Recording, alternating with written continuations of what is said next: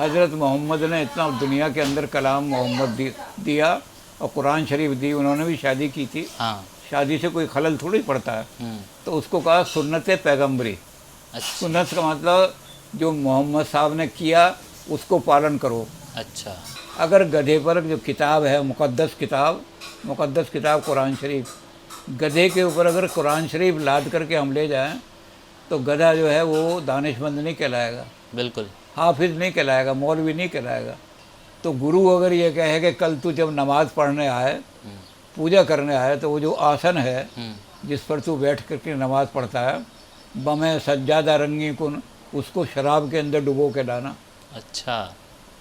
एक जाम में रिंदों ने खुदा ढूंढ निकाला, तू सारी शरीयत से खुदा को नहीं समझा। क्या बात है। तो इसको हमारे कबीर ने इसको यूँ कर दिया, पोथी पढ़ पढ़ नर जग मोया और पंडित बना ना कोई। इसी तरह से अरबी है, अरबी जो है वो तो अल्लाह की ज़ुबान है, कुरान शरीफ।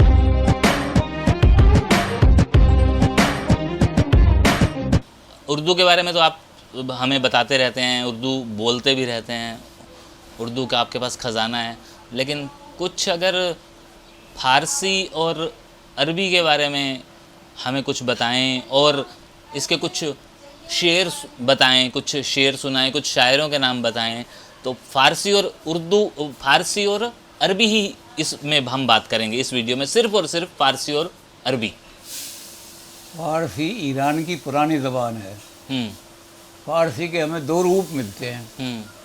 एक वो पुरानी फ़ारसी है जो ज़ैन अवस्था में लिखी हुई है। अच्छा। ज़ैन अवस्था बहुत पुरानी किताब है ईरानियों की।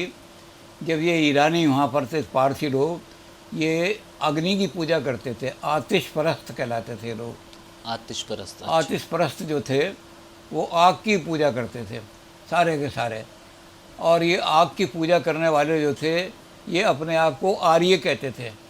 अच्छा। ईरान के अंदर अब भी जो है, यानी जबकि सारा ईरान मुसलमान हो गया है, इस्लाम धर्म स्वीकार कर लिया है, वहाँ का जो सबसे बड़ा आदमी होगा जिसको हम राष्ट्रपति कहें या सदर रियासत कहें, वो अपने आप जैसे हम यहाँ गवर्नर के साथ महामहिम लगाते हैं शब्द, तो वो अपने साथ अभी आर्य मेहर। अच्छा। ये आज भी इस्तेमाल करते हैं। तो ईरान वाले लोग जो थे ज़ैन अवस्था के ज़माने के लोग, वो ज़ैन अवस्था वाले अपने आप को आर्य मानते थे कि हम आर्य हैं।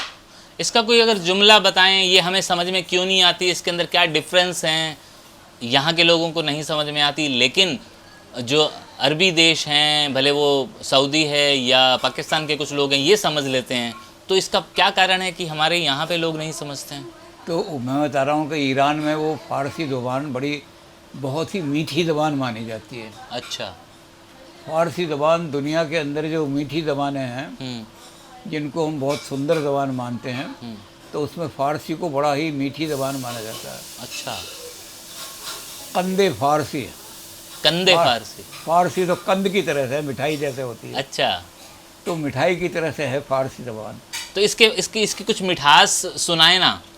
तो अब फ़ारसी के मैं आपको एक दो शेर ही सुनाता हूँ, ज़्यादा नहीं। हाँ। इल्म चंदा के बेशतर खानी, दर अमल गर तो नेस्त नादानी, चूना आकिल बवदना दानिशमंद, शार पाए बुरद किताबे चंद। फारसी में कहा गया है इल्म चंदा के बेशतर खानी, माने तूने कितना ही इल्म हासिल कर लिया हो, पढ़ लिया हो। चंदा माने मान लिया तूने बहुत सारा इल्म, बेशतर माने बहुत इकट्ठा, बेशतर खानी पढ़ लिया। इल्म चंदा के बेशतर खानी, दर अमल, दर माने अंदर, अमल माने तेरे अमल के अंदर नहीं आया वो। अच्छा। एक्शन के अंदर नहीं उतरा, ठीक है, बिहेवियर के अंदर नहीं आया। दर अमल गर तू तेरे नेस्त नहीं है नादानी, नादान और ई जब लगा होता है तो इसका मतलब तू। अच्छा। जैसे हम संस्कृत में लगा देते ना कि कुछ मैं लगा दिया तो इसका मतलब उसका मैं। हाँ।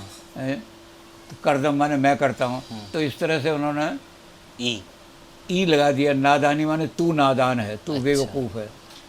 तो इल्म चंदा के बेशतर खानी, दर अमल गर्तु नेस्तनादानी चूना आकिल बुवदना दानिश, जैसे के, चूँ का मतलब जैसे के, यानी मिसाल दी उसकी, जैसे कि आकिल नहीं बनता, अक्लमंद नहीं बनता, या पंडित नहीं बन जाता गधा चार पाए बुरद। अगर गधे पर जो किताब है, मुक़द्दस किताब कुरान शरीफ, गधे के ऊपर अगर कुरान शरीफ लाद करके हम ले जाएं तो गधा जो है वो दानिशमंद नहीं कहलाएगा, बिल्कुल हाफिज़ नहीं कहलाएगा, मौलवी नहीं कहलाएगा, क्योंकि उसके अमल में तो कुरान आई नहीं। तो इसी तरह चूँ का मतलब सिमिलरली। और भी इस तरह के शेर हैं बहुत सारे फारसी के अंदर। जी। इलाया यह साकी अदिर कासन वो नावल हा केश काना आसान अमूद अव्वल भले उस्ताद मुश्किल हा। इलाया अय्या, अब ये थोड़ी सी अरबी और थोड़ी सी फारसी मिल गई। अच्छा। इलाया अय्या साकी, ए साकी जल्दी से खड़ा हो जा। इलाया और ला, इला अय्या साकी अदिर घुमा दे, अदिर कासिन प्याला जो है घुमा दे, अर कासिन वो नावला, और ये सबको पिला दे सारा सा। जल्दी से साकी खड़ा हो जा तू और जल्दी से प्याला घुमा करके सबको पिला दे, क्योंकि क्यों पिला दे कि इश्क आसान अमूद अव्वल। हमें लगता था कि इश्क करना बड़ा आसान है, लेकिन जब इश्क की मुश्किलें देखी, कितनी मुश्किल आती हैं कि इश्क आसान अमूद अव्वल वले उफ्ता, वले माने लेकिन, अच्छा, वले उफ्ताद मुश्किल हा, कितनी मुश्किलें आती हैं इश्क में, तो वो मुश्किलें झेलनी मुश्किल हो रही हैं, इसलिए जल्दी से शराब का प्याला उठा और वो शराब का प्याला करा। वाह। फारसी में शराब पर बहुत लिखा गया है। आगे लिख कहते हैं बमे सज्जादा रंगी कुन गरत पीरे मुगा को।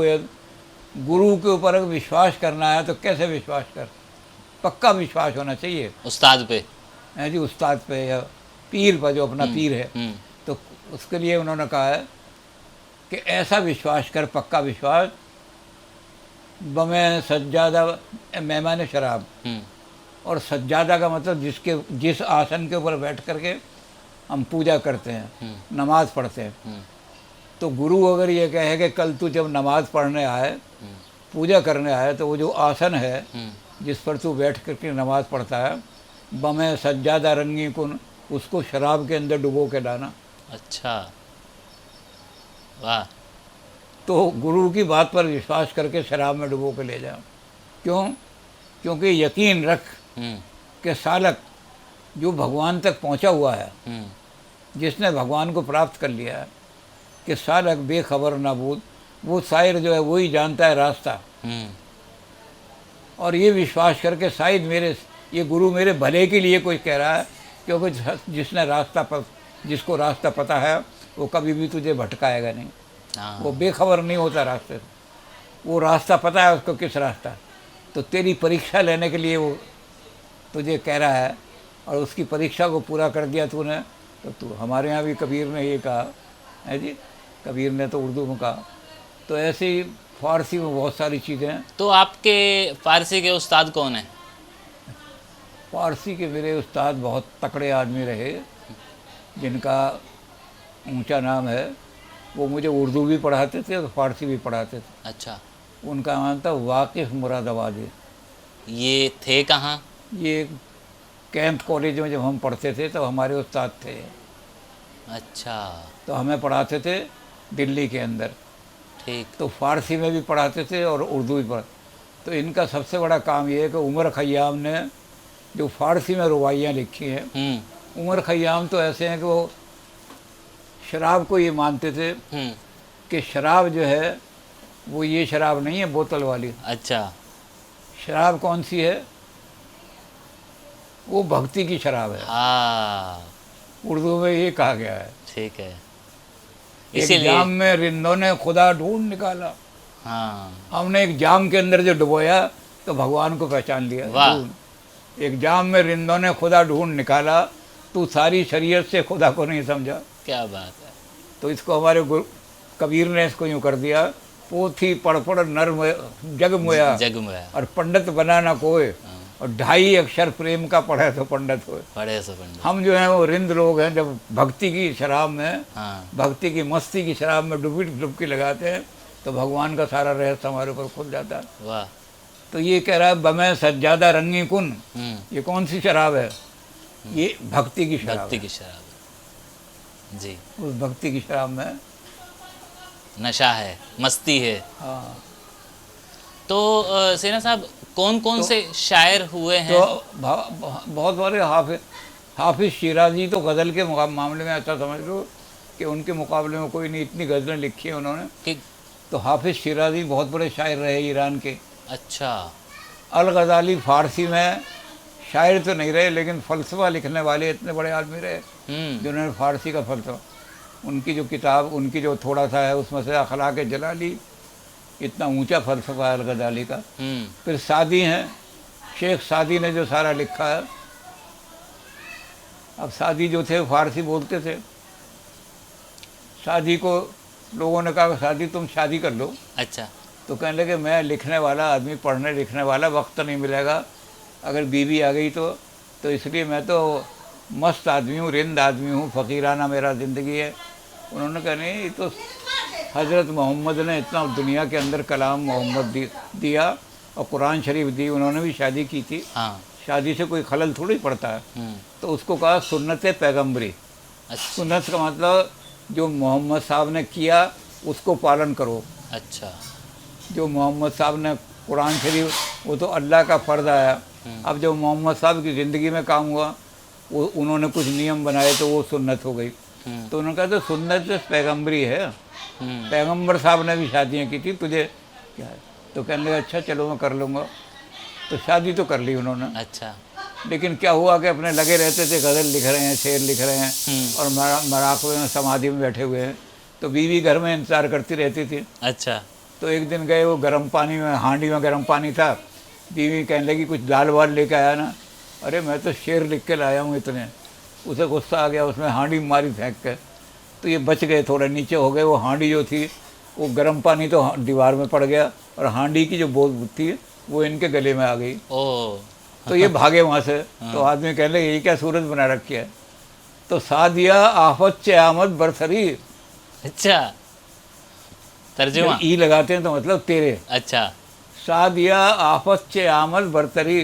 शादी आज तेरे ऊपर क्या आफत आ गई जो गले में ये हांडी का ऊपर। हाँ। तो कहने लगे शादी, फिर फारसी में कहने लगे कि दर गुलोयम, अब माँ लगा देते ना, मैं, हाँ। मेरा दर गुलोयम मेरे गले में। अच्छा। दर गुलोयम सुन्नत पैगम्बरी, मेरे गले में सुन्नत पैगम्बरी लटक रही है। ये सुन्नत पैगम्बरी तुमने बताई थी, हाँ। वो लटक रही है यहाँ पे। तो शादी, शेर के मामले में शादी से अच्छे क्या बात है। कसीदा लिखने वाले बहुत सारे आदमी हैं सब। तो फारसी के अंदर बड़े बड़े शायर, असल में गज़ल जो है हिंदुस्तान के अंदर वो फारसी से ही आई है सारी। अच्छा। उर्दू से बाद में? हाँ, उर्दू बाद में। उर्दू का तो बल्कि गालिब ने जो कहा, गालिब उर्दू में नहीं लिखते थे। गालिब कहते थे उर्दू में तो घटिया कलाम लिखा जाता है। अच्छा। वाह। फारसी में लिखते थे वो। ठीक है। जब वली दक्कनी जो थे, दक्षिण वाले आए और उन्होंने, वली ने कहा कि उर्दू में भी इतना ऊंचा कलाम लिखा जा सकता है, तो मीर, सौदा, ये सब उनसे बड़े प्रभावित हुए और इन्होंने भी फिर उर्दू में लिखना शुरू किया। अच्छा। फिर भी गालिब ने लिखा है कि मेरा जो कलाम है वो मेरे फारसी कलाम के मुकाबले में उर्दू का कलाम बहुत हल्का है। ठीक। अगर वो शेर है तो ये छटंकी, ये एक छटाक के बराबर है। हाँ। तो फारसी से बहुत कुछ उन्होंने लिया है। फारसी में बहुत ऊंची ऊंची चीज़ें हैं। जो उर्दू दाएँ हैं वो फारसी के बहुत सारे मुहावरे कोट करते हैं अपने यहाँ। वाह। तो अब ये फारसी में इश्क इश्क इसिया अस्तगर मस्तूर नेस्त, तर्जुमा। कुश्ते जुर्म ज़ुबां मग़फ़ूर नेस्त, इसको बड़ा कोट किया जाता है। माने? इश्क इसिया अस्त, इश्क जो है पाप बन जाता है। अच्छा। कब? अगर मस्तूर नेत, अगर छुपा के नहीं रखा जाता। अच्छा। जो अपने इश्क का प्रोपेगेंडा करते फिरते हैं, हाँ। या प्रचार करते फिरते हैं, तब तो ऐसा इश्क जिसको आप छुपा के नहीं रख सकते, वो पाप है। वो पाप है। क्यों? क्योंकि कुश्ते जुर्म ज़बां, आप तलवार किसी के मार दोगे तो उसका जख्म भर जाएगा, डॉक्टर टाँके लगा देगा, वो जख्म भर देगा। लेकिन ज़बान का मारा हुआ कुश्ता, कुश्ते जुर्म ज़बां, अगर ज़बान से किसी को मार दिया आपने, एक बार कह दिया तू गधे का बच्चा है, हाँ तो ये इसकी मग़फ़रत नहीं हो सकती, खुदा भी इस जुर्म को माफ़ नहीं करेगा। वाह। ज़बान से किसी को आपने चोट पहुंचा दी, तो इसलिए प्रचार मत करो। अगर आपने प्यार करना है तो उसको। लेकिन कहते हैं इश्क और मुश्क छुपाए नहीं छुपता। किसका? इश्क और मुश्क छुपाए नहीं छुपता। नहीं, इसको छुपाए छुपता नहीं, दूसरे लोग देखेंगे छुप नहीं रहा, लेकिन अपनी तरफ से प्रोपेगेंडा मत करो। हाँ तो फारसी में बहुत सारी ऐसी चीज़ें हैं। शुक्रिया।